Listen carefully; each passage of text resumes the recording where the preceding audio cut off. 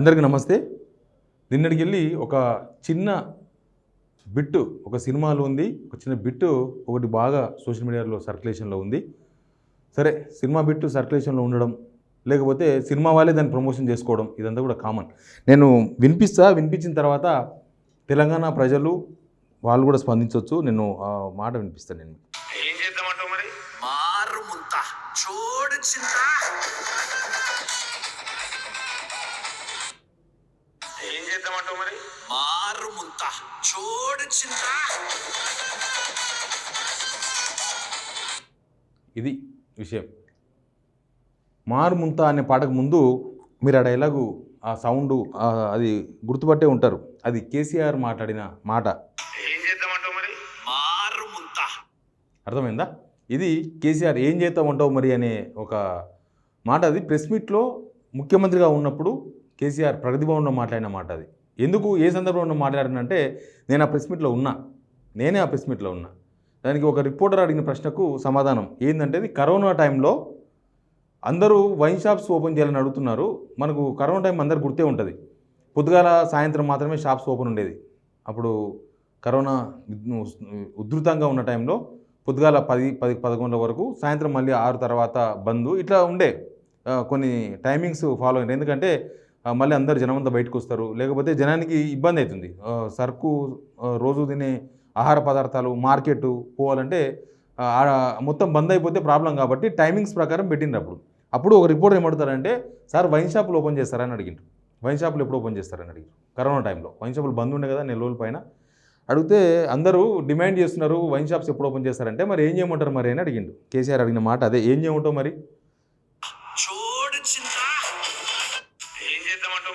అది అప్పుడు మాట్లాడింది. దాన్ని పోతినేని రామ్ హీరోగా పూరి జగన్నాథ్ డైరెక్షన్లో ఇస్మార్ట్ శంకర్ 2 అనే సినిమాకు సంబంధించిన పాటలో వాడిన ఆ పాటని, ఆ వర్డ్ని, ఏం చేయమంటావు మరి అని. ఏం చేయమంటావు మరి అనేది మన తెలంగాణలో ఉంటుంది. ఏం చేయమంటావు మరి, ఏం చేయమంటావు అని మనం మాట్లాడతాం. సేమ్ కేసీఆర్ కూడా మొదలే కేసీఆర్ తెలంగాణ భాష విషయంలో, తర్వాత తెలంగాణ భాష విషయంలో కేసీఆర్ దానిలో ఫుల్ పర్ఫెక్ట్ భాష విషయంలో. సరే, అది కేసీఆర్ మాట్లాడిన మాటనే కాదు, అది తెలంగాణ మాట, తెలంగాణ భాష. ఏం చేయమంటావు మరి అనేది. ఇప్పుడు ఆ సినిమాలో ఇస్మార్ట్ శంకర్ 2 అనే సినిమాలో ఒక పాటలో, అది కూడా కళ్ళు దుకాణంలో తీసిన పాట, దాన్ని సీక్వెన్స్ విన్నారు కదా. ఏం చేయమంటావు మరి అంటే, ఏం చేయమంటావు మరి అంటే ఏందని ఏమంటారు చెప్తున్నారు? మారుముంత చోడు చింత అంటే, ఏం చేయమంటావు మరి అంటే కళ్ళు తాగాలి, చింత తీసేయాలన్న విధంగా. ఒక కళ్ళు దుకాణం బ్యాక్గ్రౌండ్లో, ఒక కళ్ళు దుకాణం సన్నివేశంలో ఆ మాటను వాడినారు, ఏం చేయమంటావు మరి అని. ఎందుకు నేను దీన్ని తప్పుపడుతున్నానంటే, సినిమాలలో మన భాషను వెక్కిరింపులు, సినిమాల్లో మన సంస్కృతి వెక్కిరింపులు, ఇవన్నీ కూడా మనం తెలంగాణ రాకముందు చూసినాం. తెలంగాణ రాకముందు సినిమాల్లో విలన్ అంటే ఇంకా తెలంగాణ భాష వాడాల్సిందే. ఏమ్రా బాయ్, ఇది సినిమాలో విలన్కి పెట్టేవాళ్ళు. ఏమ్రా బాయ్ అనేది మన దగ్గర ఊతపదం, మనం కామన్గా పిలుస్తాం. ఏంద్రా బాయ్, ఏం చేస్తున్నారా బాయ్ అంటే. తెలంగాణ భాష అనేది అంత విలనిజం మనది, చాలా స్మూత్గా, చాలా తీయగా ఉంటుంది. వేరే భాష కన్నా, మన పక్కన ఆంధ్రప్రదేశ్ భాషతో పోలిస్తే కూడా మన తెలంగాణ భాష చాలా అందంగా, ఆ అర్థాలు, ఆ పదాలు, నేను మాట్లాడుతున్నా కదా, మనమందరం మాట్లాడతాం కదా, మీరందరూ మాట్లాడతారు కదా, అంతా ఒక పూలమాల అల్లినట్టుగా ఉంటుంది తెలంగాణ భాష. కానీ ఈ సినిమాలో ఈ సన్నివేశంలో వాడడం అనేది పూరి జగన్నాథ్కు మదమెక్కింది అనాలి. పూరి జగన్నాథ్కు మదమెక్కి ఈ డైలాగ్ పెట్టిండు. మదమెక్కి మళ్ళీ మన తెలంగాణ భాష మీద, మన తెలంగాణ సంస్కృతి మీద దాడి మొదలుపెట్టిందా సినిమా ఇండస్ట్రీ అన్న చందంగా కనిపిస్తుంది. ఇది పూరి జగన్నాథ్కు తెలియంది ఏం కాదు. ఆయన అంతకుముందు కూడా ఇస్మార్ట్ శంకర్ 1 తీసిండు, దానిలో హీరోకి పెట్టిండు తెలంగాణ పేరు, తెలంగాణ భాష. దానిలో రామ్ పోతినేని తెలంగాణ భాష మాట్లాడతారు హీరో. చాలా సినిమాలు వచ్చినాయి ఈ 10 ఏళ్లలో. తెలంగాణ భాషను వాళ్ళేం ప్రేమతో ఏం వాడలేదు. ఏ సినిమా వాళ్ళు కూడా తెలంగాణ భాషను ప్రేమతో సినిమాలో వాడలేదు. అదొక బిజినెస్ ఎలిమెంట్. బిజినెస్ కోసం, వాళ్ళ సినిమా హిట్ కావడం కోసం, వాళ్ళ సినిమా బాగా ఆడడం కోసం, బాగా డబ్బులు రావడం కోసం, కమర్షియల్ కోసం తెలంగాణ భాషను సినిమాల్లో ప్రమోట్ చేశారు ఈ 10 సంవత్సరాలు. ఇప్పుడు అది పోయి వికారం, రోత పుట్టించేటట్టు ఇక్కడ వాడిరు. మళ్ళీ రోత ఇది. మన భాషను తీసుకుపోయి మళ్ళీ కళ్ళు దుకాణం దగ్గర వాడుతున్నారు. మనం ఇప్పుడు రెస్పాండ్ కాకపోతే దీన్ని తీసుకుపోయి మళ్ళీ విలన్ దగ్గరనో లేకపోతే ఇంకొక దగ్గరనో వాడతారు దీన్ని మళ్ళీ. మన భాష అంత దారుణంగా దరిద్రంగా అనిపిస్తుంది ఆ సినిమా వాళ్ళకు, పూరి జగన్నాథ్కు ముఖ్యంగా. పూరి జగన్నాథ్ చాలా సినిమాలు తీసిండు, హిట్ సినిమాలు ఉన్నాయి దానిలో. తెలంగాణ సమాజం కూడా పూరి జగన్నాథ్ అంటే చాలా గౌరవిస్తుంది, ఒక మంచి డైరెక్టర్. మరి పూరి జగన్నాథ్కు తెలంగాణ మీద గౌరవం లేదా? తెలంగాణ భాష మీద గౌరవం లేదా?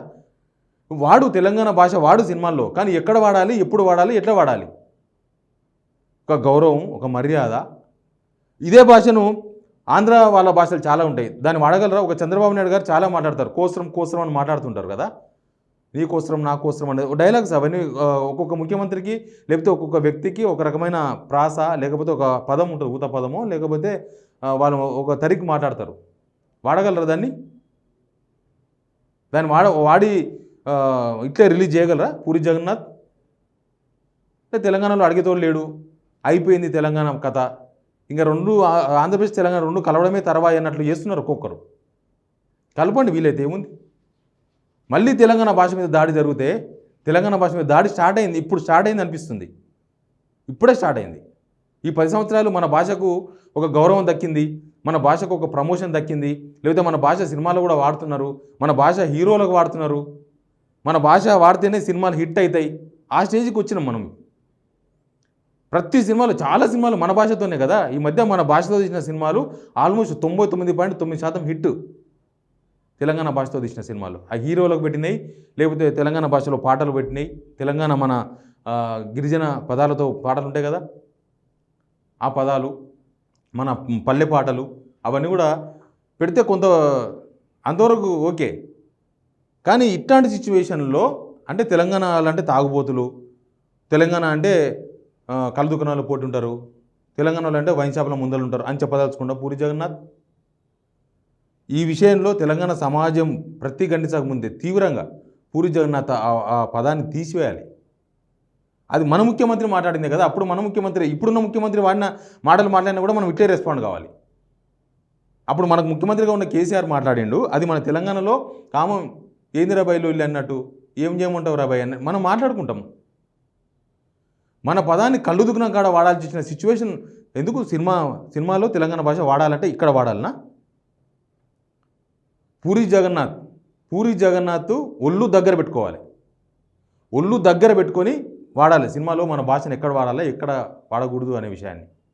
ఏం చేయమంటావు మరి అనే పదం నీకు అంత కళ్ళు దుకాణం కాడ వాడాల్సిన పరిస్థితులు వచ్చినాయి. తెలంగాణ అంత దిగజారిపోయింది అనుకుంటున్నారు మీరు ఉన్నది తెలంగాణలోనే, మీ సినిమాలు ఆడేది తెలంగాణలోనే, మీ వ్యాపారం అంతా ఇక్కడనే, మీకు మీ ఇల్లు ఇక్కడనే, మీ సంసారం ఇక్కడనే, మళ్ళీ పొద్దుగాలేస్తే తెలంగాణ మీద విషయం కక్కుడు స్టార్ట్ చేసిండ్రు. ఈ విషయంలో తెలంగాణ వాదులు కూడా చాలా తీవ్రంగా స్పందించాల్సిన అవసరం ఉంది. సినిమా ఇండస్ట్రీ మళ్ళీ మన భాషను కించపరిచే విధంగా, మన ఆత్మగౌరవం దెబ్బతీసే విధంగా, మళ్ళీ మనల్ని విలన్లుగా, మనల్ని ఇట్లా కళ్ళు దుకాణాల దగ్గర, మన భాషను వైన్ షాప్ల దగ్గర వాడే ప్రయత్నాలు మొదలుపెట్టింది, మన సంస్కృతి మీద దాడి మొదలుపెట్టింది. మళ్ళీ దీని మీద తీవ్రంగా తెలంగాణ సమాజం ప్రతిఘటించాలని కోరుతున్నాను. Please subscribe signal TV.